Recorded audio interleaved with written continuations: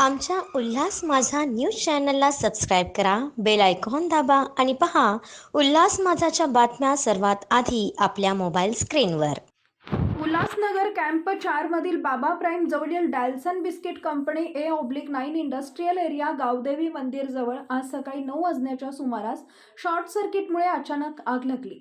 या कंपनीत बिस्किट उत्पादनाची प्रक्रिया सुरू असताना अचानक आग लागल्याने परिसरात एकच खळबळ उडाली. आग लागल्यामुळे कंपनीचं मोठं आर्थिक नुकसान झाले, परंतु कोणत्याही प्रकारची जीवितहानी झालेली नाही.